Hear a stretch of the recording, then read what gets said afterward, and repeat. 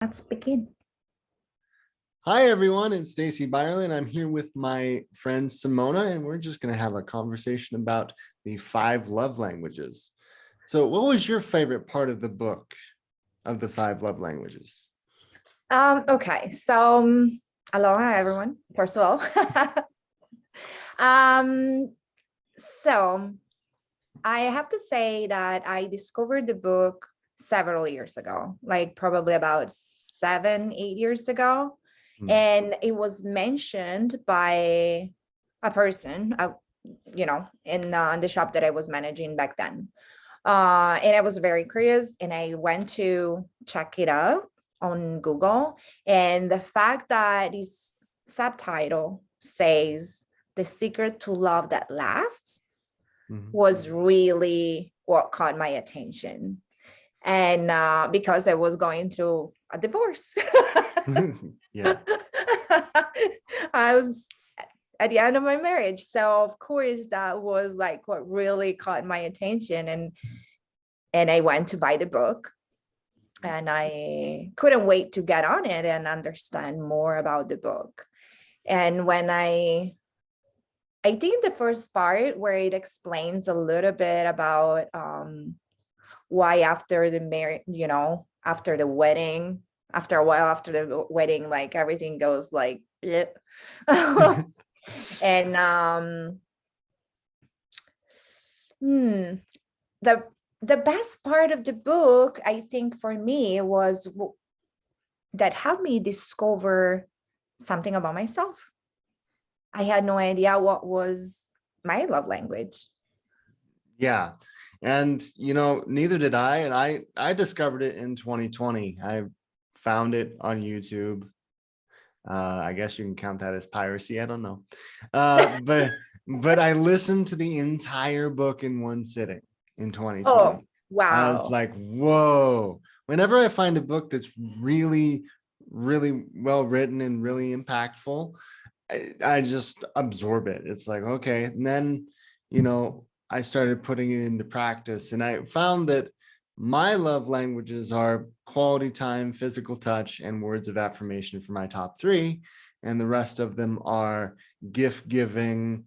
And I think I'm missing one. Acts of service. Acts of service. Yeah, As we said before recording, you tend to forget one that's not really your forte. totally. Yeah. But yeah, I really absorbed that. And I was like, huh. So that's why I enjoy hugs and like just being with people, is because that's my love language. And, Yes. Yes. if everyone knew these concepts, the book's been out for a while, but I still meet people that don't know how to communicate with that. So true. I agree. And as society has evolved, the archetypes are changing. So what way have you seen the archetypes change? Um, do you mean like the shift in the roles? Yeah, shift in roles, shift in archetypes Yes. of relationships, and just general communication. Yeah. So uh it's it's a very interesting question. Like I'm from Italy, right? So I Mhm. come from a culture and a tradition that is I think they call it matriarchal, Mhm. where like the woman is the one that is the pillar for the family Mhm. and of the home. Mhm. So home is the woman Mhm. because it takes care of the partner, it takes care of the kids, it takes care of the family in general. Therefore, relationships with the family members, that takes care of the house as per Mhm. chores, food, you know, cooking, making sure that the house is clean. And I am the first woman in my entire ancestry line from both my father and my mother that completely changed this archetype, this concept. Yeah, you But kind of broke the mold, right? yeah, I broke that. I completely broken that that line of like, yeah, that paradigm that women have to be home and everything. So yeah, I'm divorced, I don't have children, and I'm a businesswoman. Yeah. And that's kind of how it's shifted. That's really how Yeah. the societal roles have shifted. And Gary Chapman, the author of the book, really touches on this midway through the book of like, this is how things have changed. And now here's how to communicate in that realm of things. So here's a language to communicate in. If we're not communicating well, just learn to speak each other's love language, whether that Yeah. be acts of service or words of affirmation. So describe a little bit about your learning curve, learning someone else's love language. Yeah. I just wanted to add one thing, like, because we're talking about the love languages, just it's so important that this shift in roles and archetypes is happening, I believe, because basically in past, we were sort of like, women were sort of forced to be on the language of acts and service. Mhm. Right. And And they I get couldn't really express or receive their real love language, right. right? And I This grew is up in like a an insight similar that I way. got at the moment, and I had to share. I was like, yeah, just Yes. think about it, how like, like being more free of expressing the our own love languages, Yeah. it definitely helped in the shift of these roles and these archetypes. Yeah. And the shift in roles is really important in just observing that things aren't as they used to be. I grew up in a similar household where, you know, the woman did a lot for the first half of my life, and then I um, was with a single mother and a single father. That was like, now they're doing everything. And then I Yeah. noticed that as people have less time because they've had to make that shift, they don't necessarily take the time to give authentic love, Yeah.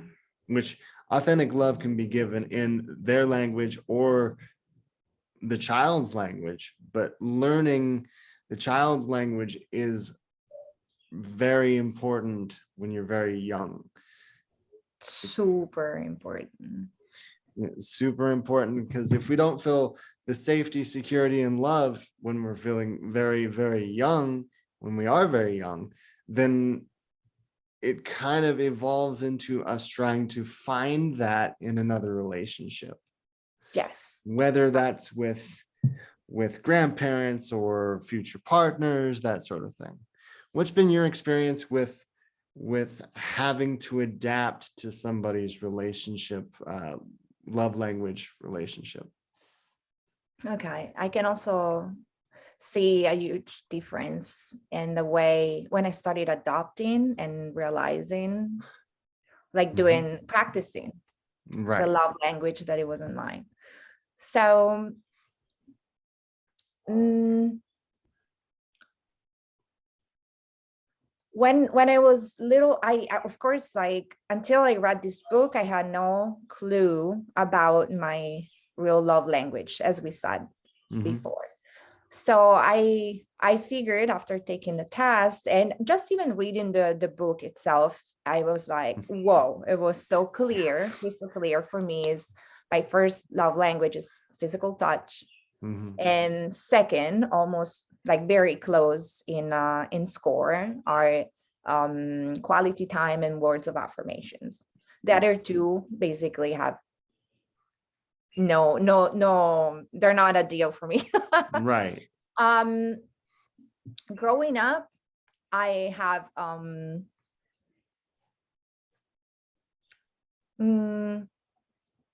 whenever I was getting in trouble, I was doing something wrong as a child, the punishment for me was to have my parents withdrawing from affection, showing affection, right? So if my mom would have normally picked me up and I don't know, put me on her laps, or my dad used to like could show me, like could hug me. If I would do something wrong, they would, ground me in a corner and withdraw from any affection, physical touch, right? So Right. that created, like, I know now, also being a theta healer, where all the trauma of the fear of being abandoned comes from. Yeah, and what that actually does is withdrawing the love language actually solidifies trauma and solidifies, Yes. like, really, if we dig down deep into it, unworthy of love, unworthy of affection, Yeah. that sort of thing. Yeah. And it takes a while to unravel that for some Yes. people. Yes. It And takes a lot of work and self-awareness. Yeah. yeah. The big change that I notice is, like, for example, in my last two relationships, right, that were pretty important to me, my marriage and my last relationship, which was a few years ago, it was so hard to make them work, really, because our love languages were extremely different, but we didn't really put the commitment or the work, I guess, to try to find the middle ground, right? So if, for me, a way of feeling loved and appreciated is like a hug, a little touch, a pat on the back, like a caress, a kiss. My partner grew up in an environment where physical touch was non-existing. And it was all about words of affirmation. And that really was a big, big obstacle, because it was so hard to connect, because he wouldn't feel loved when I would be like, he would come at me with a gazillion of ideas every day. And for me, being a super practical, touchy person, it was definitely like I could like mock his idea sometimes, not willing to make him feel, bad, but of course, and that would bring us a lot of disagreement, because for me it was like, I don't know, like, hold my hands, like, whatever, hold my hand when we're walking, be nice, make me feel your presence. And for him, it was like, talk to me, encourage me. And it was like a mess. Yeah, it's a mess if it's a miscommunication like that. For me, Yeah. in my specific situation, it was like the blend that I have is like, all I really cared about in any of my relationship is like, okay, we're gonna sit together and do something, or something cooperative, Yeah, quality time. quality time is the best thing for me. And Let's have like meaningful conversations. Let's not right, talk about the weather. yeah, and not having that in a relationship for me would be like, what is this person? Now that I've read the book and I've kind of put a lot of the principles into practice, I can recognize, oh, this person speaks this language. So, okay, let me respond in that language. And, I know how to respond in that language better than I ever have been, but to really get down deep into it, that's my needs, is quality time and physical touch, which is, they kind of really go hand in hand, pun intended. I guess so. I think so. Because Yeah. it really takes time to touch a person. You actually have to think about it. In my brain, that's kind of my thing. It's like, Oh, see, instead for me being my main love language, it's totally like intuitive and instinctive. I don't know, like with my partner now, um, his main love language, like his first love language is words of affirmation. And Mhm, then I believe like he has like quality time and physical touch that are very close, very balanced. mhm, So we make sure that we practice each other's love language. But for example, when he comes home from work at night, like the first thing that I do, I speak my love language. So I go get him at the car when he parks in the yard. When he gets in, mhm, I go greet him. And the first thing that he does, because he knows me, mhm, we hug and it's a kiss. mhm. And then because I know his love language, it's like, hey, how was your day? And we try to have like a quick conversation where I can reassure him how much I appreciate him for driving 2 or 3 hours a day back and forth from the North Shore to Mhm. his job, and how much I appreciate the fact that he's a freaking hard worker because he leaves at 6 in the morning, comes home at 7:30 at night. Right. So I can, we can really be like connected, Yeah. so Eh, paying attention to each other and making sure that we both feel loved. Right. So how do we take that relationship advice, which is supremely solid, and apply that to everyday relationships? How do you do that? Hmm. Well, I don't mean to say that it isn't an everyday relationship, but like, how do you communicate with your friends? Yeah. Well, I think the most important thing to do is starting with the self.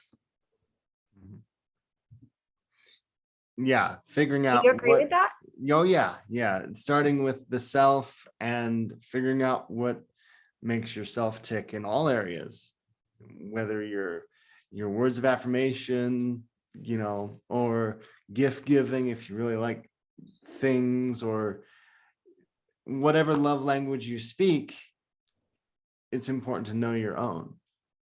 Yeah, but also give it to yourself so Hmm. you can fill your cup not only by from others but also within, right? Right. So you're more inclined and happier probably to be um meeting other people needs as per love languages, as per communication of. Right.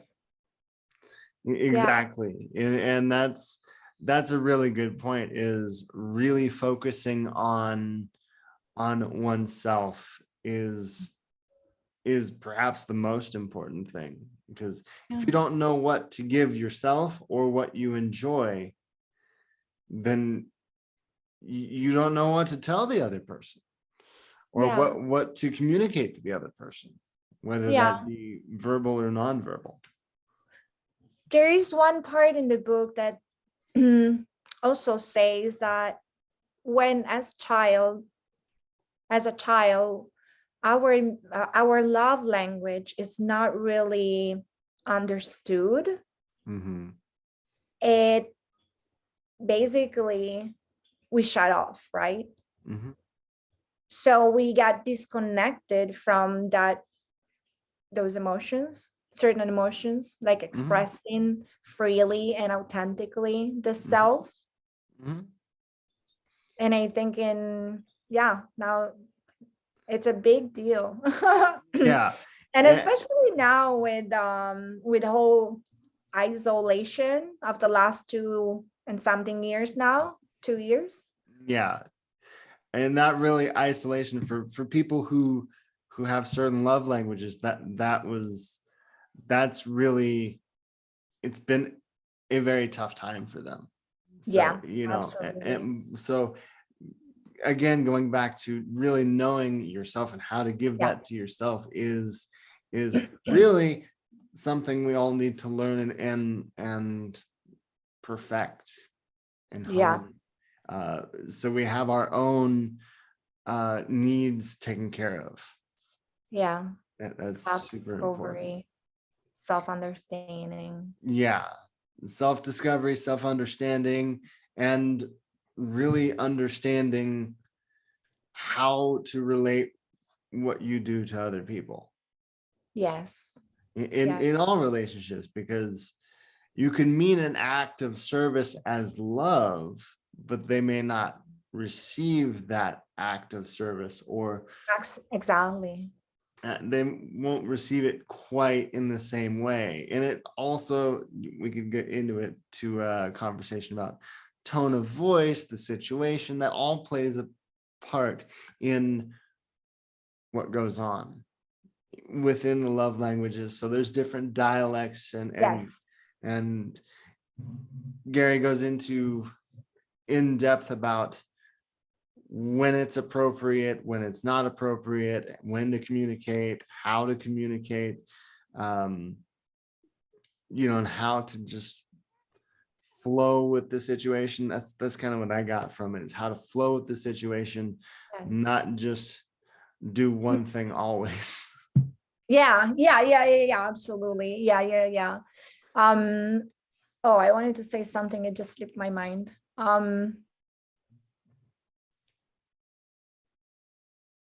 Oh, yes. You were asking me like if there is a suggestion. Mhm. What I would like to suggest eventually is to develop compassion and empathy, Mhm. because okay, so personally my own definition of compassion and empathy are slightly different, Mhm. because in energy work also they come from two different areas of the body. Mhm. Empathy comes more from the solar plexus, Mhm. and the compassion comes from the heart. Right. Without empathy and without compassion, you probably, like a person wouldn't even want to do this work, Right. right? Yeah. To try to communicate in the best way and the highest way for the both involved, Right. whether it's no matter the kind of relationship, right? Mhm. No matter the kind of relationship, it's the goal is to not be robotic in a Yes. relationship. I feel is, Very closed off. Yeah. yeah, very closed off. A, B, C, done. That's not how everyone Yes. works. Oh yeah, I have a little chart here. Oh, this is what I have to say. This is what I have to do. Okay, check, check, bye. Yeah, exactly. And Not that, really like that. yeah, that's really, um some people work like that. It's like very task based, and that's fine, but like there's a time for task based stuff and time for and really getting to know a person and really just kind of rolling with the punches, I guess, or rolling with the situation. And that's very important when discovering somebody else's love language, and really being with it, learning how to speak their own love language, and really putting in work, because as we all know, relationships are work, Yeah. are a lot of work, is what I'm saying. Is it's a lot of work, but they're very fruitful. They're very fruitful. To give and receive love is a wonderful thing. So Yes. it's a Absolutely. wonderful thing to be human. And it totally make our lives better, especially Mhm. our daily life. And it brings more, I believe, also more appreciation for the self and the other person. Yeah, more appreciation for the self, more appreciation for, um just life in general. So talking about having your love tank full, think of it as waking up in one day and feeling, I am worthy, I am unworthy. Yeah. And I'm enough. I'm not yes, enough. yeah. So having the love tank empty is like, I don't feel right. I don't feel worthy. I don't feel like today's going to be a good day. By learning your love language and your partner's love language and your friends' love languages will help keep that full. So when you do encounter situations where, people are not as compassionate as they could be, or, the random person on the street, that says something, it doesn't affect you quite as much.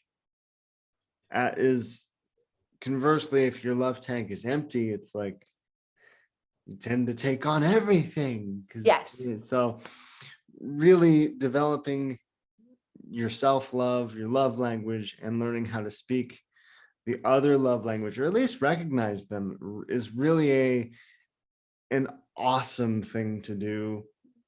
Just keeping your own, I guess I'd say, worthiness intact. Does that sound right? Yeah. I believe when we start learning more about ourselves, discovering more about ourselves, is it definitely allows us to also connect with others in a different way. So probably we feel more like, I'm good. I feel good about like observing the other person, whether it's a friend, my child, whoever, right? My mother.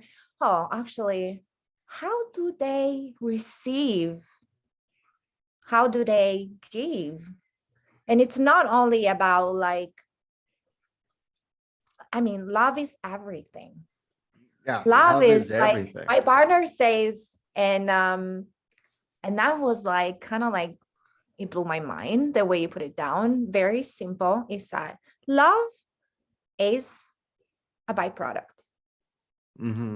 especially in a relationship, like romantic relationship, but in every kind of relationship, love is a byproduct of kindness, respect, and honesty. And these are actually the three. For me, is also food, but anyway. Yes, me too, actually. Actually, Kana and I said once, was like, oh, in Gary Chapman forgot one love language, food. I think it's a big deal. Yeah, it's the food is a big deal, and that's all our grandmas know these too. Yeah, it's like grandma made this, and it's like, right? I really like the apple pie or whatever that is. Yeah. What your favorite dessert is. Yeah, totally. Yeah, the way that my grandma always said, and I know in Hawaii and in the Philippines they say the same. I don't know about you, your family. My grandma, both my grandmas used to say, the way to a man's heart is through their stomach. Yes. It is totally like a love language to me. But anyway. Yeah, exactly. It's and that's really good. And he does touch on that a little bit. He doesn't spend too much time on food itself, but food. he says that it's like a gift and an act of service. So it's like, it's in there. Yeah. It's like, think of food as a combo language. Yeah, but if I look at it like, right, we're talking about like the byproduct, love, byproduct of kindness, respect, and honesty. Look at these three things. If we're not able to give ourselves kindness, love, like respect and honesty, how are we able to give it outside? Yeah, how are we able to radiate it if you don't know how to even start the spark, in other words? So that's one of the most interesting things, is learning how to go from just a spark to radiation, is basically figuring out, how do I fill my own and how do I relate to another person? Totally. That is super important. So yeah, I'm curious about something, Stacey. Like, you have been reading the single version. which I have the feeling that it focuses on like giving to the self, like speaking the self-love language, right? A little bit, yeah. But it's more of like thinking of it in a dating context. In a dating Oh, context, I see. learning how to do that in a nice way in a dating context is like Okay. understanding. And don't even get me started on the whole text message thing. Oh, okay. No, yeah, I was curious if it's like single intending like the person that is single and not even dating. So now it's interesting. So basically it's for it when a person is at the beginning dating and Yeah, therefore like just getting to know the person. yeah, yeah, I mean, a person or like the person that they're dating or several person that they're dating. That's interesting. yeah. So it's in a dating context. He comes from Gary Chapman comes from I think he's a Christian background. So it is Christian focused, but it's like, how do we I talked a relate? lot about churches. Right. So, and I've got no problem with that, but that Oh, me neither. it's focused on really marriage is the end goal. Yes. But it's more of like how to communicate your love language to other people, I feel, as far as non like living with them relationships. It talks about the mother, it talks about doing it with your father, doing it with your immediate family. So it does focus on the family unit a little more than it does. And then he branches out to like, you know, do they go out for coffee, or do they go out for an experience, or do they go out for to go shopping? I see. Okay. Yeah. So that's where he focuses more. And I'm still not done with the singles version, but Okay. it's pretty impactful to kind of see how he shifts it to a different demographic, a different group of people. So Yeah. Yeah. And it totally makes sense that too. it totally makes sense. In every context, he has specific stories for singles. Most of them have to do with, church groups and going to single church like mixers, but it really opens it up to, okay, here's how you apply the love languages to dating. Yeah. Well, because they can be applied to just about anything in Yeah, our daily just life. about anything.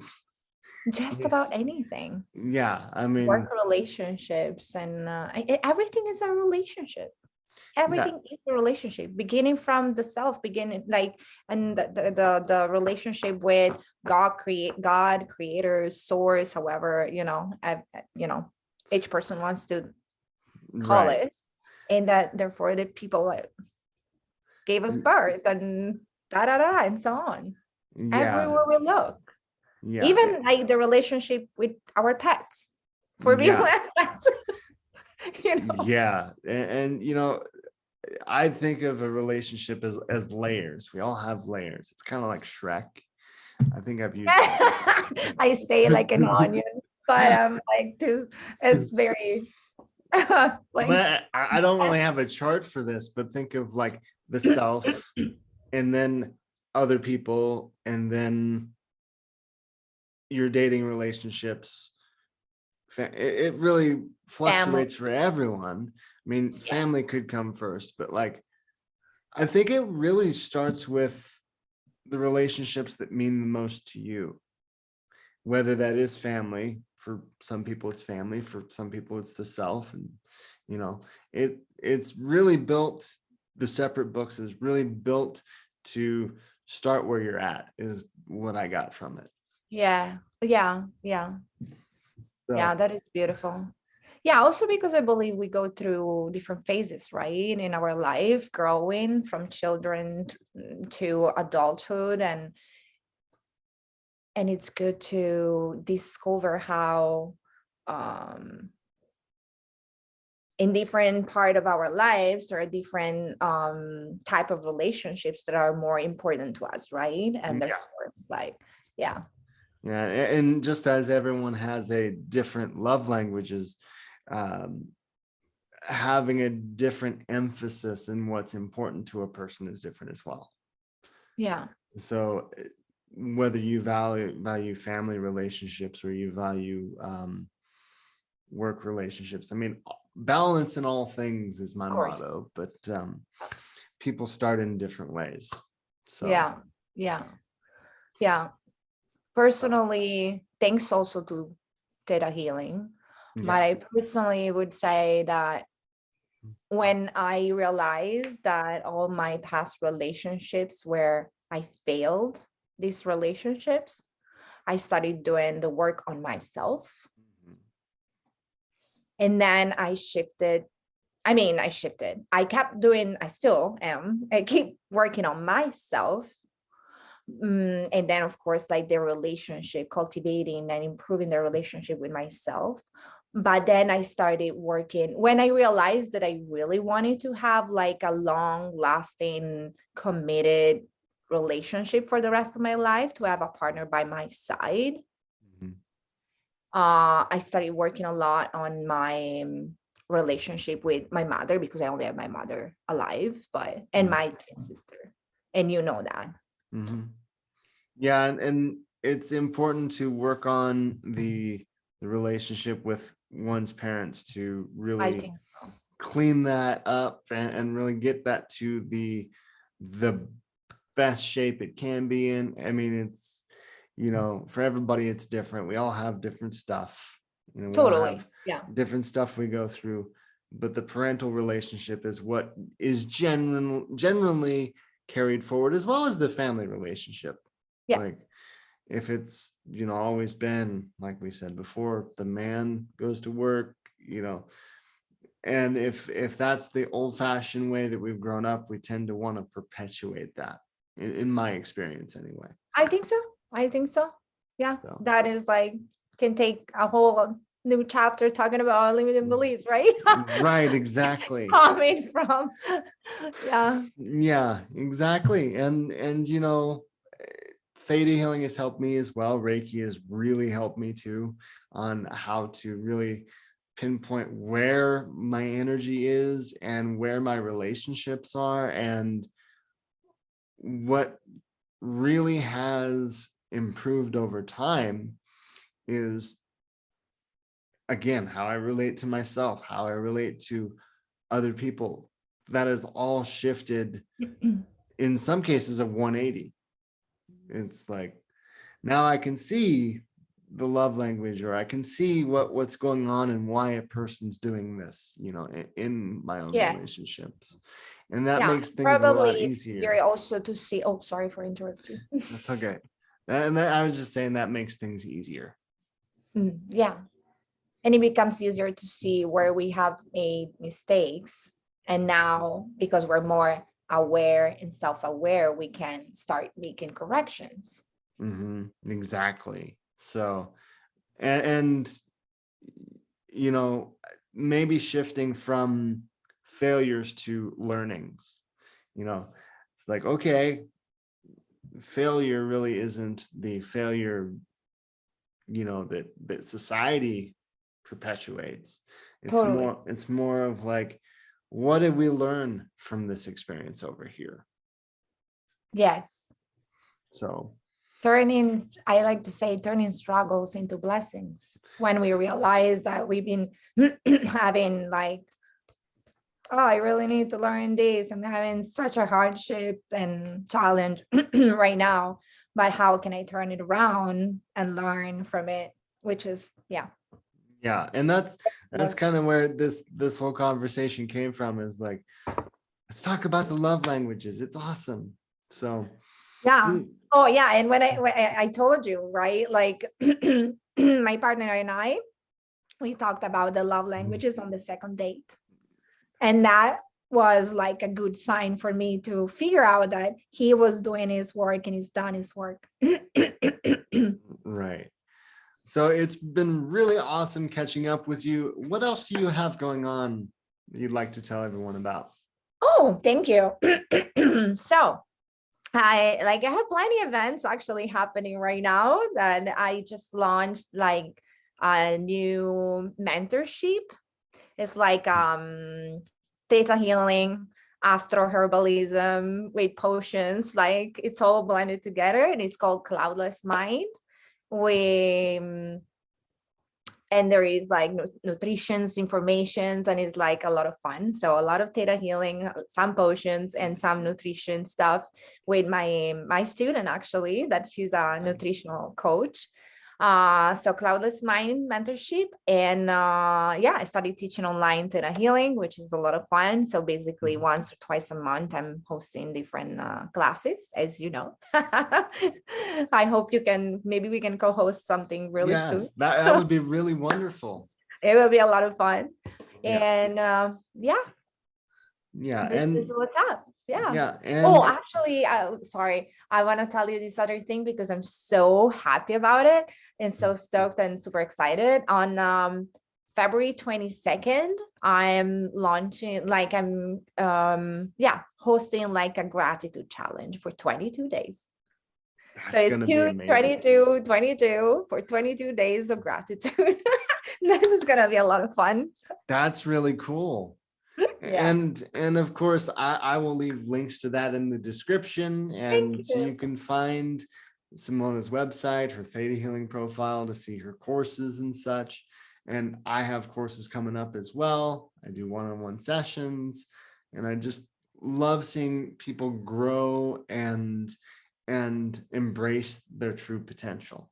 So it's been wonderful. Thank you for coming, Thank and you so much, Stacey. we'll see you all later.